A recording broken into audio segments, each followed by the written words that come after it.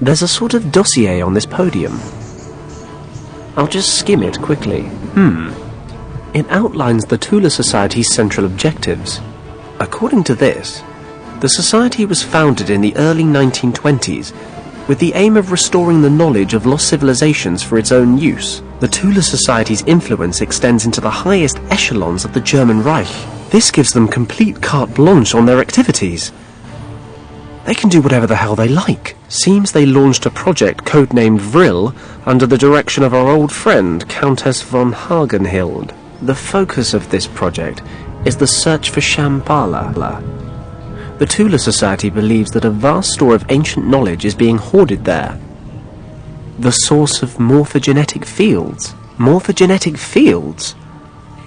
Never heard of them. But then it does ring true with what Professor Hayes was talking about, a store of ancient knowledge. If I remember the professor's description correctly, the hunters and herders of Shambhala suddenly developed into a flourishing and highly advanced society. Hayes reckons some sort of mysterious energy was responsible for the tribe's development. Is that what they mean by morphogenetic fields?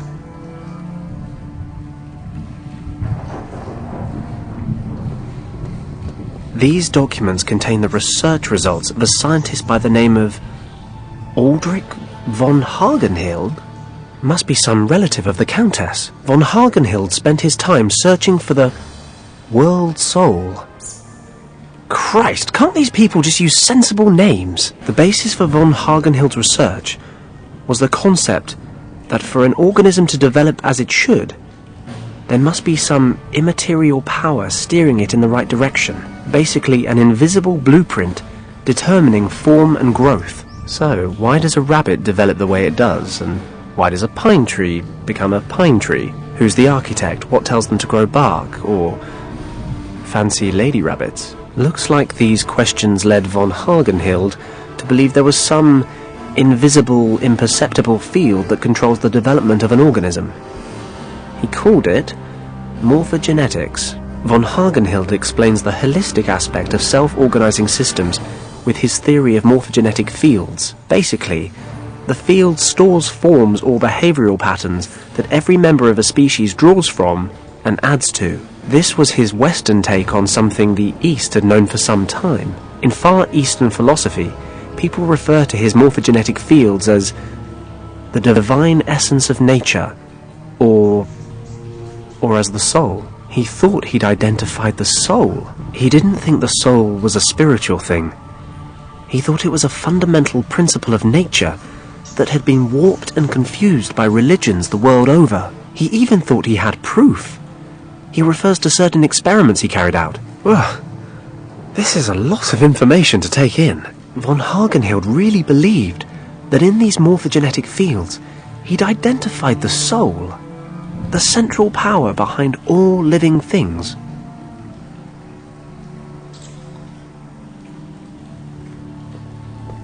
These documents refer to several experiments which are supposed to prove the existence of morphogenetic fields. Von Hagenhild wanted to prove that every species obtains its entire being, its form, its instincts, from these fields, like some kind of collective memory.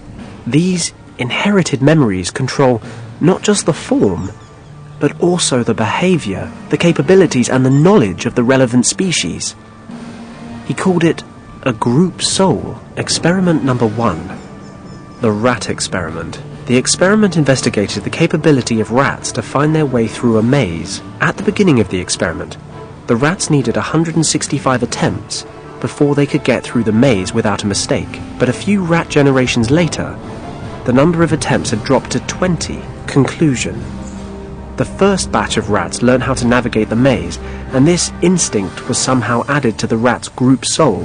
When later rats navigated the maze, they somehow had access to this ancestral memory, even if the rats weren't directly related. Experiment number 2.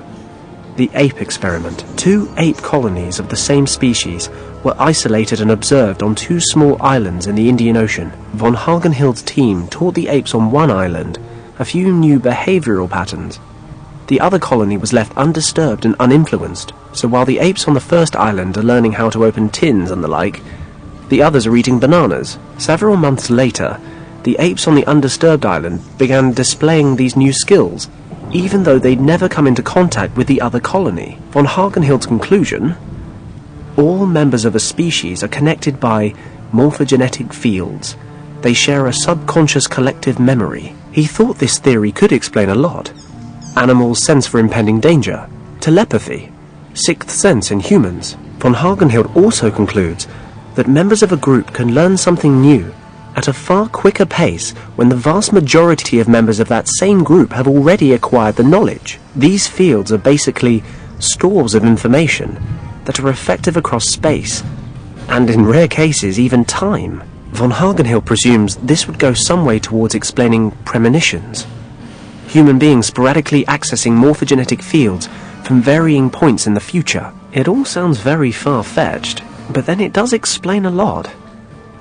Supposing morphogenetic fields really exist, they'd be the answer to problems science has been trying to solve for centuries. And if all these fields add up, if there's some kind of central repository of all this information, Christ, it'd basically be the scientific definition of God. I'm beginning to understand why the Thule Society's quite so interested. And if there's even the slightest chance it's all true, why they need to be stopped. Is this the Piri Reis map? It's hand-drawn, ancient. There are some notes next to it. Finally, von Hagenhild became convinced that there must be a type of definitive field from which all other fields are derived. All manifestations have an origin. He tried to back this up with historical evidence. A world soul, for instance, had been proposed by Plato over 2,000 years ago, but what really convinced him was the discovery of an old mysterious map of the world, drawn by the Ottoman general Piri Reis. I knew it! It's the map! Let's see. Further on in the text, von Hagenhill discovered that the general had drawn up the map in the 16th century, using sources which were thousands of years old.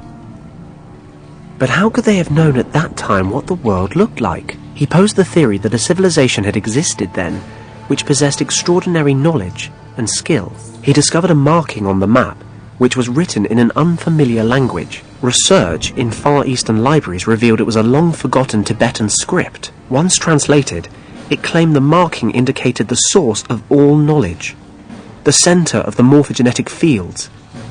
It was a hidden valley in the Himalayas, Shambhala. Shortly before he died in 1934, von Hagenhild passed the responsibility of continuing the research onto his daughter. Professor Hayes was right about everything. The Thule Society arrived at the exact same conclusion as he did. They were just one step ahead. Lucky I'm one step more. Richard used the first key to pass through the gate in that secret room in the monastery. I just need to find the second. The Nazis can't enter Shambhala without it, and as it happens, I have the eye, and I have the map. I just need to use them to find the location of the second key. My last hope of finding Richard is based on an ancient legend. Great. It's time to cross everything I've got. And I mean everything.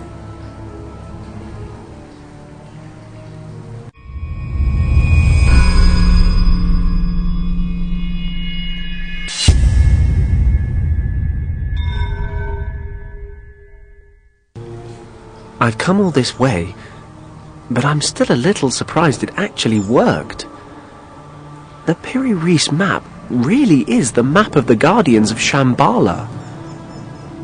Or at least it was drawn to their specifications. So Professor Hayes was also right in thinking the priests of Shambhala took the second key artifact to India and hid it in a temple there. And now I know exactly where to look.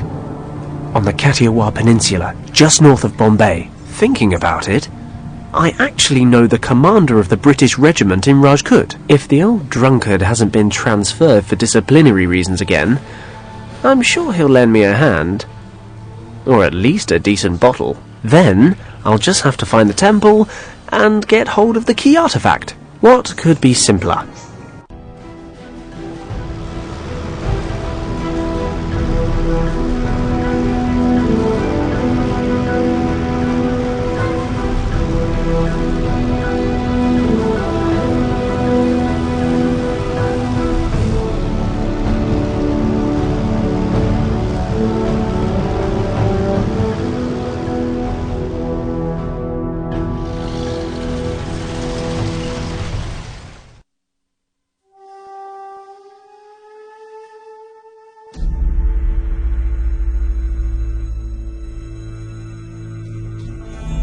Looks like the road ends here. This village is supposed to be the last settlement. Other than that, there's nothing but thick jungle in every direction. The commander of the local troops led me this far. But now I need to quiz a local about the temple. I have no idea where it is. Hello? Hello? Jesus, where is everyone? Looks like this place was abandoned pretty recently. Hello? Is anybody there? The Nazis can't have been here already. Can they? Damn it. I'll have to find the temple on my own.